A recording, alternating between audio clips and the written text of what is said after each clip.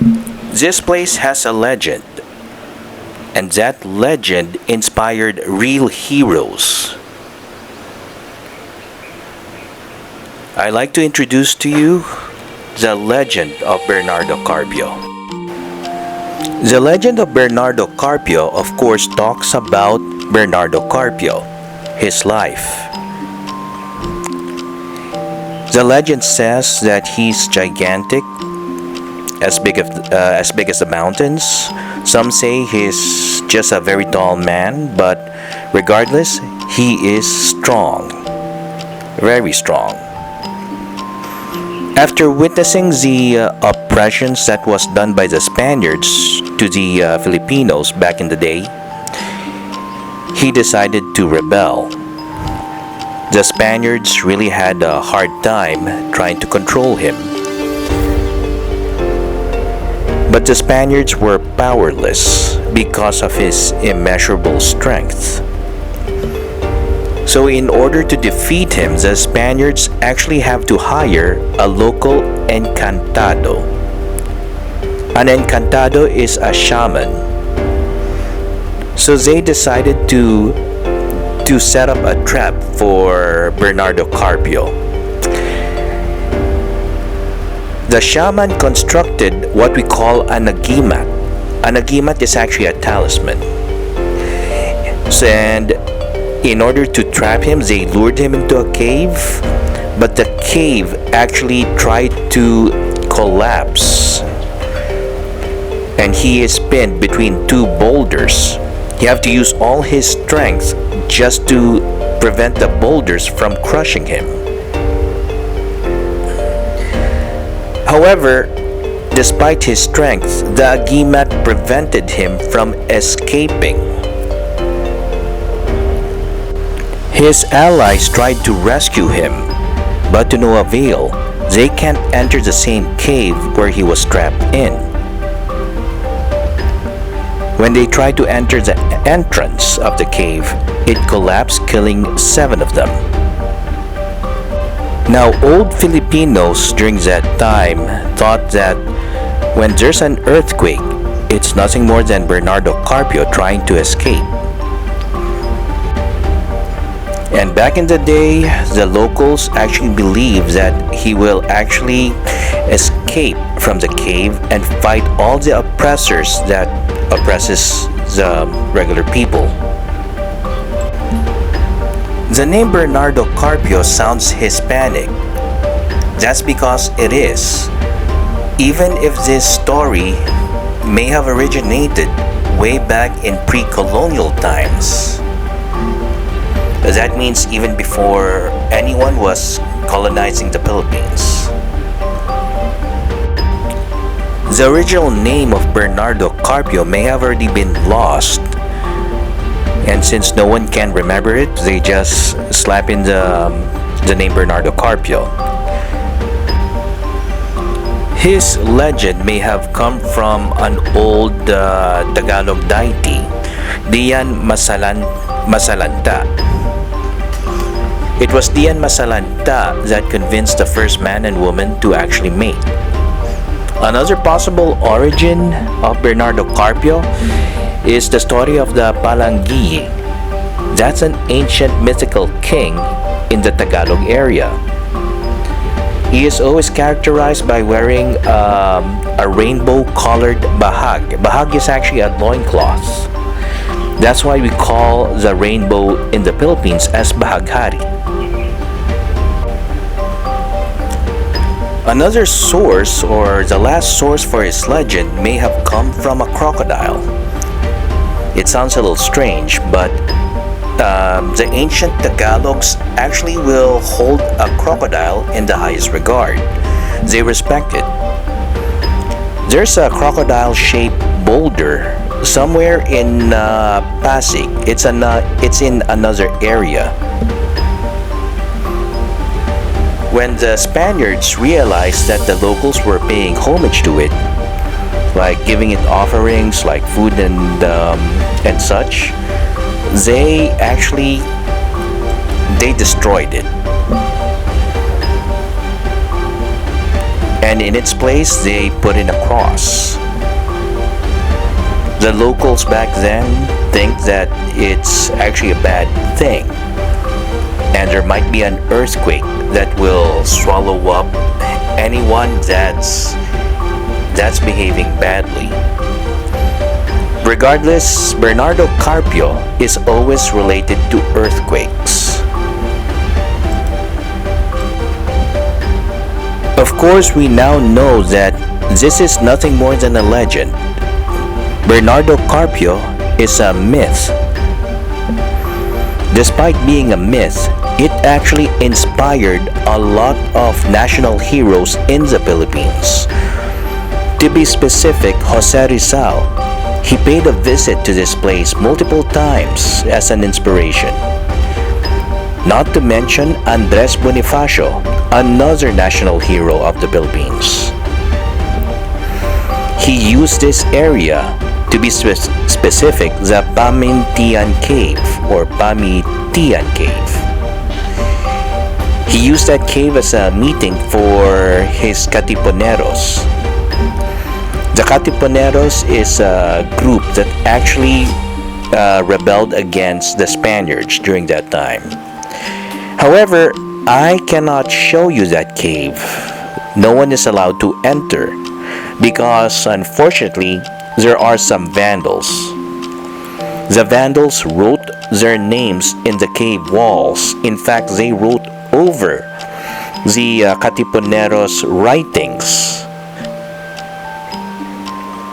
To make things worse, they sometimes destroy it by simply collecting stalactites and stalagmites.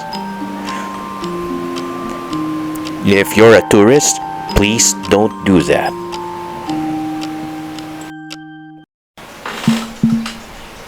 The Pamitian Cave is located somewhere opposite on where I'm standing from.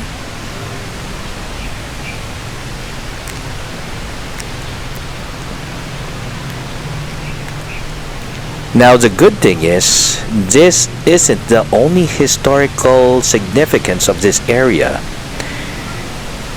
This place was the site of a certain battle. It's called the Battle of Wawa Dam. This river existed for a lot of years, probably millions. However, the dam itself was constructed in 1904. This is in order to provide water to the population of Manila. Also some other parts of Luzon as well. This is why it became a contested area during the Japanese occupation. That was sometime in World War II.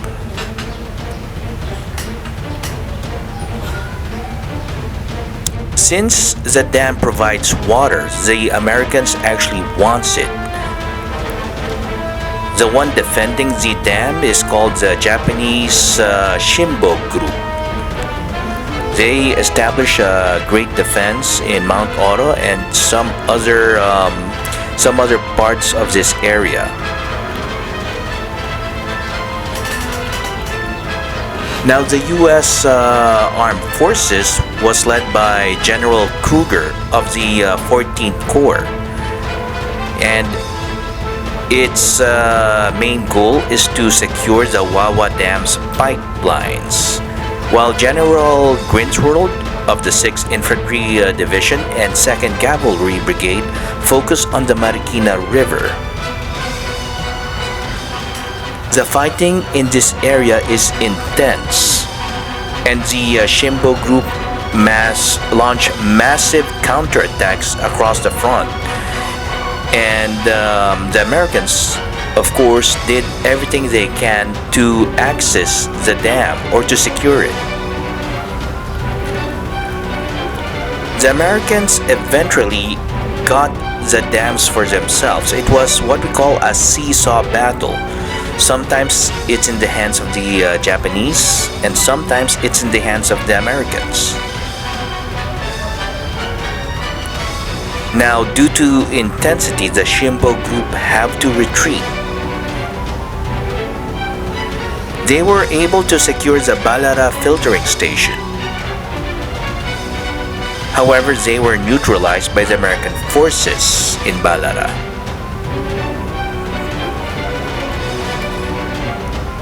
The Shimbo group went to the eastern seaboard, and some of them even went back to Japan. Capturing the Wawa Dam was kind of crucial because it set the stage of freeing the rest of Luzon.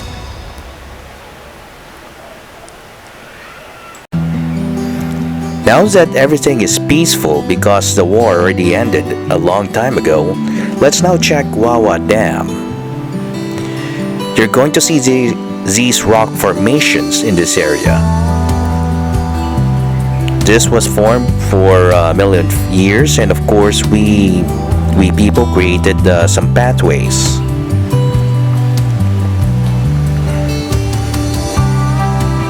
You're going to see different formations of different holes. Sooner or later, it will turn into caves. You're going to see limestones, and you're also going to see a certain building. This one right here. The reason this building is important is because I saw it in an old-fashioned newsreel. This was a time when news was only shown in the movies, somewhere in America.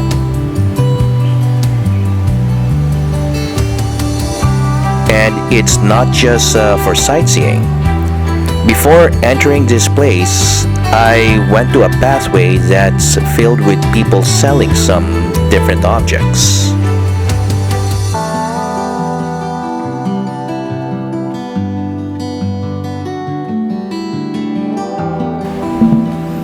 Before reaching the dam itself, I am in this marketplace where they sell fresh fruits and vegetables.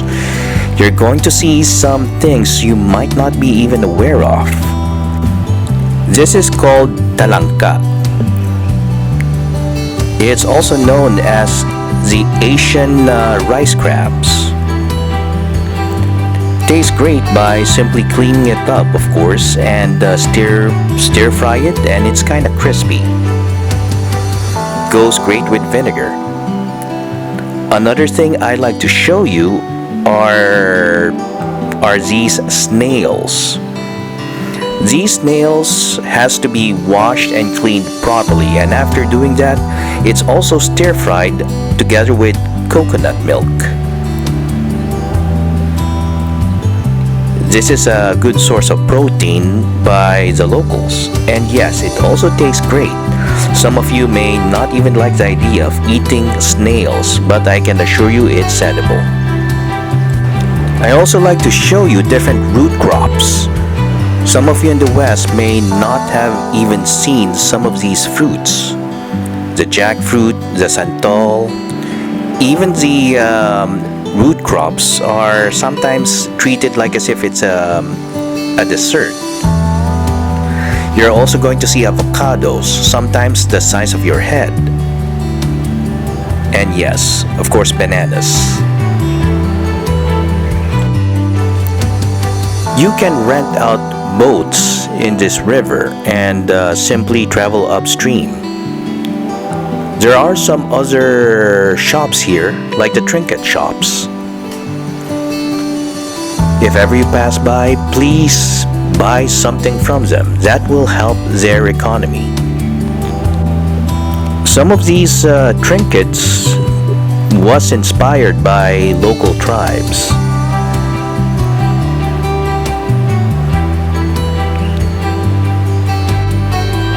I also like to show you the river itself. There are lots of things you're going to see underwater.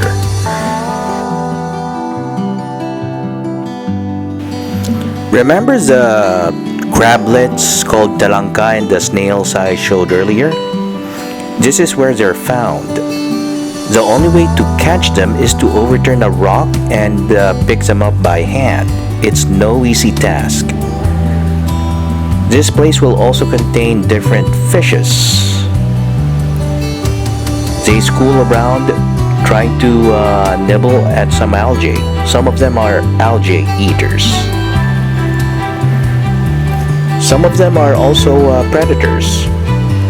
So there are some fishermen that use this place for recreation.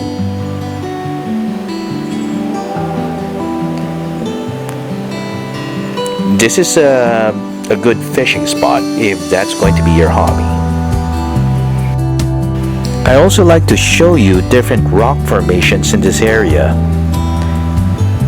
These rocks was formed over a period of probably millions of years. Some of them might be man-made because, of course, they have to make a pathway. Some of them naturally eroded, forming caverns. I wasn't able to go to the Pamitian cave, but I can see some other mini caves in this area.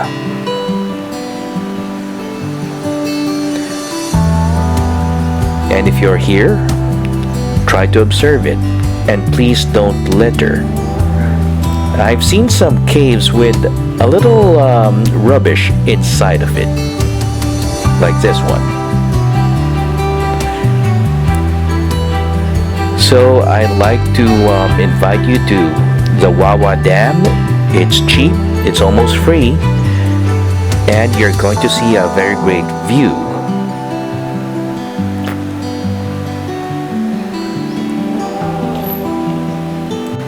Just take it in, and take it in slowly.